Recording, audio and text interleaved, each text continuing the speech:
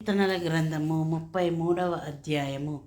నీతిమంతులారా, యెహోవాను బట్టి ఆనందగానం చేయుట యథార్థవంతులకు శోభస్కరము. సితారాతో యెహోవాను స్తుతించుడి, 10 తంతుల స్వరమండలముతో ఆయనను కీర్తించుడి.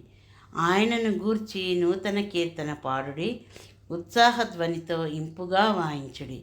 యెహోవా వాక్యము యథార్థమైనది, ఆయన చేయునదంతయు నమ్మకమైనది. ఆయన నీతిని న్యాయమును ప్రేమించుచున్నాడు. లోకము యెహోవా కృపతో నిండి ఉన్నది. యెహోవా వాక్కు చేత ఆకాశములు కలిగెను, ఆయన నోటి ఊపిరి చేత వాటి సర్వ సమూహము కలిగెను.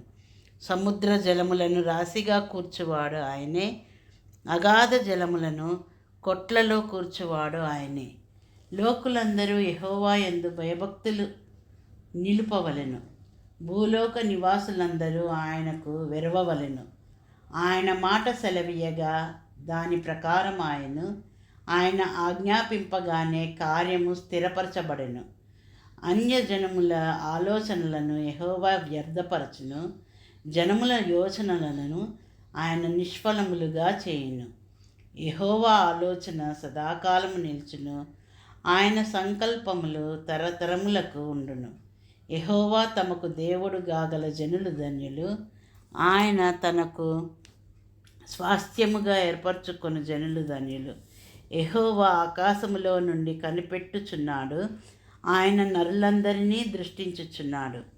తానున్న నివాస స్థలములో నుండి భూలోక నివాసులందరి వైపు ఆయన చూచుచున్నాడు. ఆయన వారందరి హృదయములను ఏకరీతిగా నిర్మించినవాడు. వారి క్రియలన్నీయు విచారించువాడు, వారిని దర్శించువాడు. ఏ రాజును సేనా బలము చేత రక్షింపబడడు, ఏ వీరుడును అధిక బలము చేత తప్పించుకొనడు. రక్షించుటకు గుర్రము అక్కరకు రాదు, దాని విశేష బలము చేత మనుష్యులను తప్పింపజాలదు. వారి ప్రాణమును మరణము నుండి తప్పించుటకును, కరువులో వారిని సజీవులనుగా కాపాడుటకును యెహోవా దృష్టి ఆయన యందు భయభక్తులు గల వారి మీదను, ఆయన కృప కొరకు కనిపెట్టు వారి మీదను నిలుచుచున్నది. మనము యెహోవా పరిశుద్ధ నామమందు నమ్మిక ఉంచి ఉన్నాము. ఆయనను బట్టి మన హృదయము సంతోషించుచున్నది.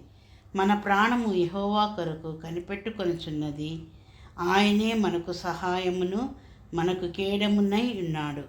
యెహోవా, మేము నీ కొరకు కనిపెట్టుచున్నాము, నీ కృప మా మీద నుండునుగాక. ఆమెన్.